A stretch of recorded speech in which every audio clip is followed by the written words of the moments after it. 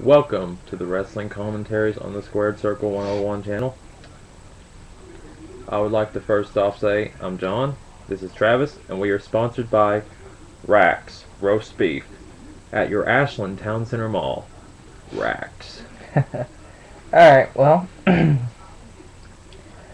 this episode we're going to start off with our draft predictions, since the draft is this Monday. Correct. And, well, you want to make your predictions first? Last year I predicted Orton to SmackDown, as did a lot of people, and this year people are predicting Orton to SmackDown. I don't know, but with the loss of Edge, they kind of are missing that big face gap. They have that big face gap now, so they'll probably send Orton over to the Blue brand. How do you think they'll close out the Nexus storyline with him then? Well, he will be facing CM Punk at Extreme Rules in a last man standing match, so that could be the conclusion. How would they, yeah, because they're still doing the cross-branding stuff, so I guess, yeah, that's okay then. Yeah. Maybe we'll get to see a good Orton-McIntyre feud, because they both do kind of have like a similar aura around them, I guess. Yeah. You could say that. I see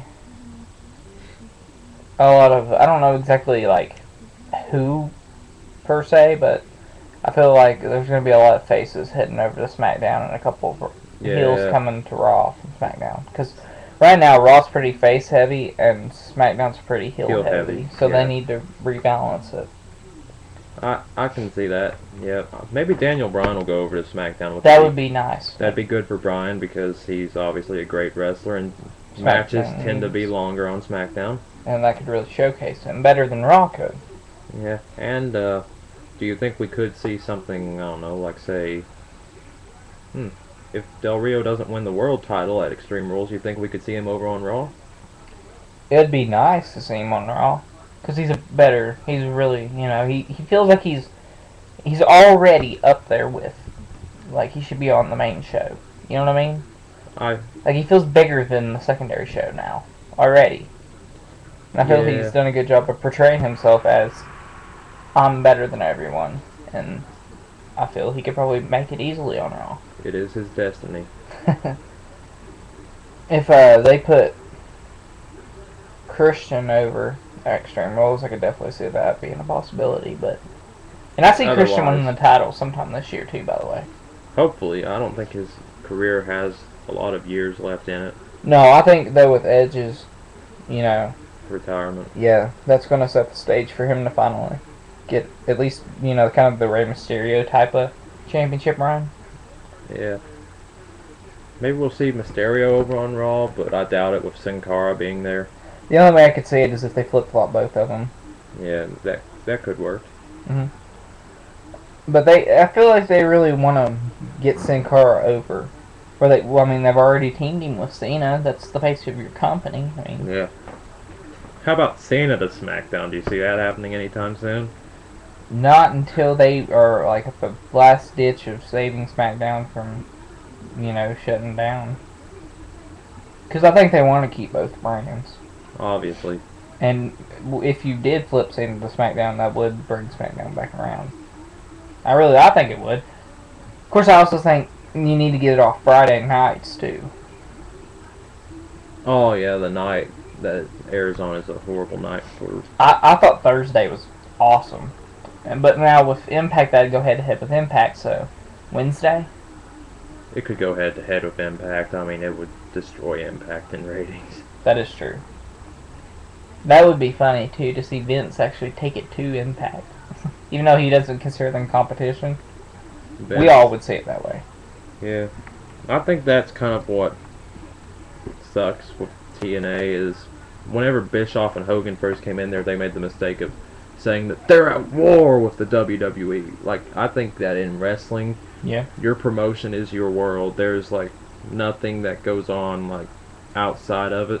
I'm not saying like you can't bring celebrities in or anything like that. Right, no, but you don't give the image of competition. Yeah. You want your fans to be honed in on your product and yours only. That's right. And it can't happen because if you have like competition, they'll be like, oh, wonder what's gonna how they're going to react to this big thing we just saw on Raw or whatever. Yeah. You know, I mean, it's alright to do that when you have like brands competing with each other, like Raw, SmackDown, like heading into like bragging rights. And Right. Well, but that's different. That's I mean, that's the WWE's the company. Yeah, that's just um, selling your pay-per-view, selling your brands, trying to get people to watch. You know. Yeah. At least they're not trying to put money in someone else's pocket. Yeah. But then again, the competition breeds creativity too, because we wouldn't have the Attitude Era if it wasn't for WCW putting them down in the ratings. Yeah, but see, they ushered in the Attitude Era without acknowledging WCW, really. Right, but it wasn't. If it wasn't for WCW, there would have been no need to usher in the Attitude Era. You know, do you see what I mean? Like, Oh, yeah, I guess we do have them to thank for that. yeah. But however, see, that goes back to what WCW basically was.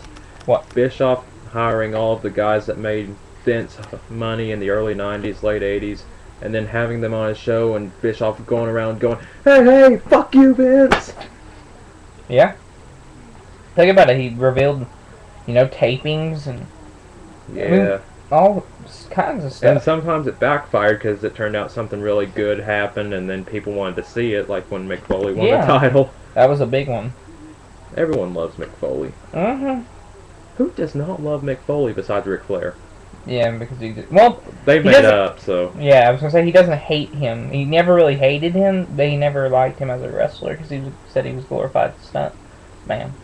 I would put Shane McMahon more in that category than Mick Foley. Yeah, I would too. I mean, none of the moves Shane McMahon ever did were really that hard to pull off either.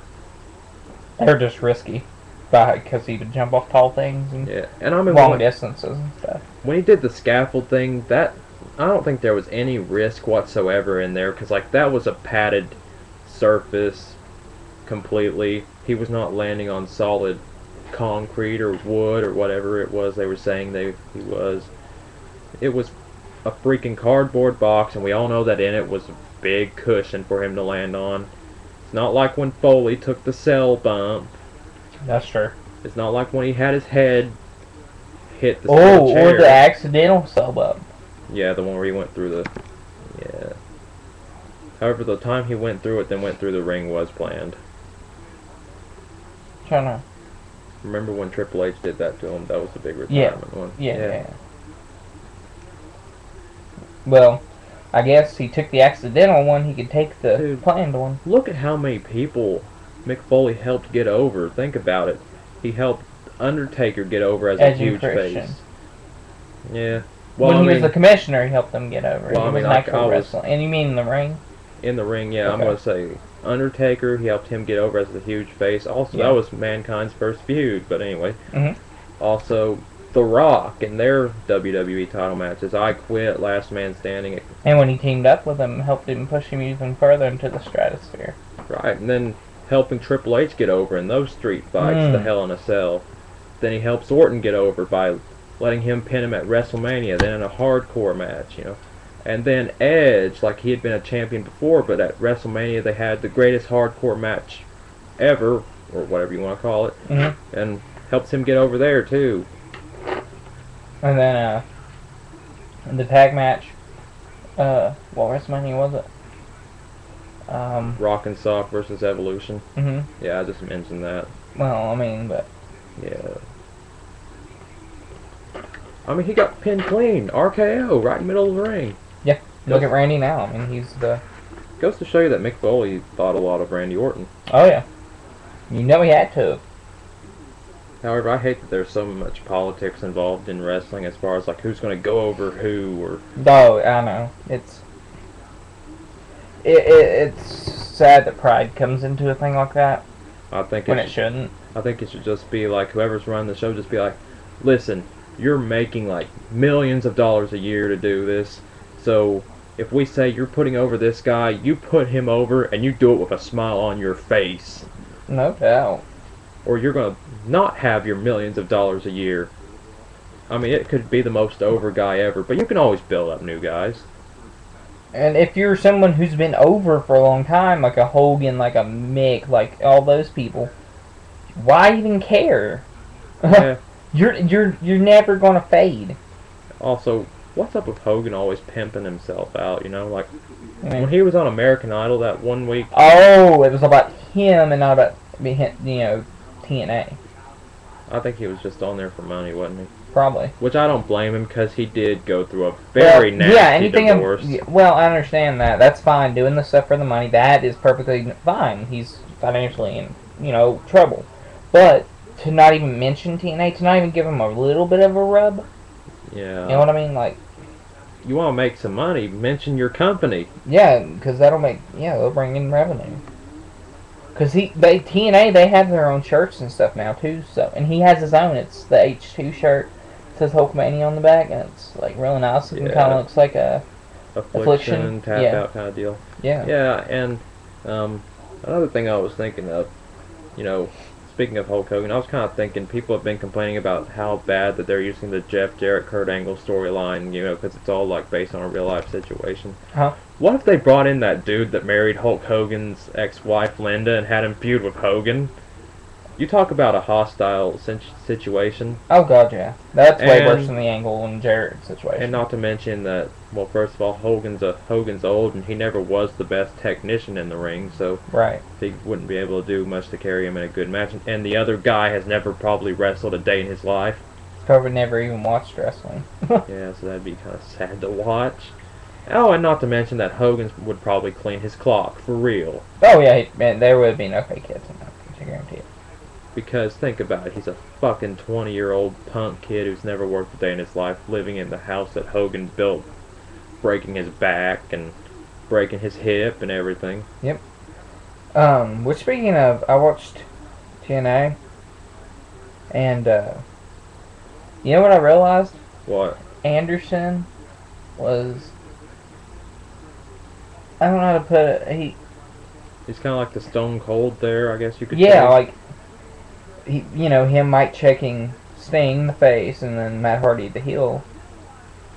And him That's having just that such a segment where he brought in his old college professor, and the college professor says, "You're an asshole," and Anderson goes, "Bingo!" Mike checks him. Mm-hmm.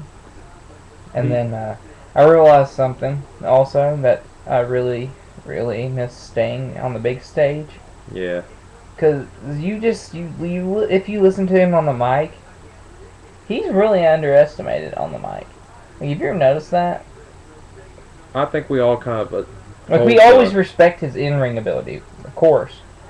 But on the mic, I think we all kind of hold that Crow gimmick, the one that just came in and, like, did whatever he wanted and then just left. And I think we kind of hold that cool persona near and dear. Mm-hmm. Kind of like the persona of an anti-hero, like, I don't know. You don't know what side he's on. Yeah, that was probably the most well-done storyline in WCW history. You have the announcer saying, "What side's he on?" He just turns back and looks and says, "My side," then takes a big shot of whiskey or something. Yeah, like he was a... Like Sting never did that. Yeah, but still, that's... You get the idea. That's the way that it was delivered. I'm going to move up before people think I'm just a severed head talking. Well, folks, that's our show for this week. Hope you gained some good knowledge about the subject at hand. And we're looking forward to the draft Monday, and hopefully the right guys get moved and the right guys don't get cut when spring cleaning happens. We'd also like to give a big shout out to our major sponsor that we've had since the beginning, Devil John's Whiskey. No, wait, Moonshine. Why do I keep doing that? It's okay. See y'all later. Moonshine, Devil John's.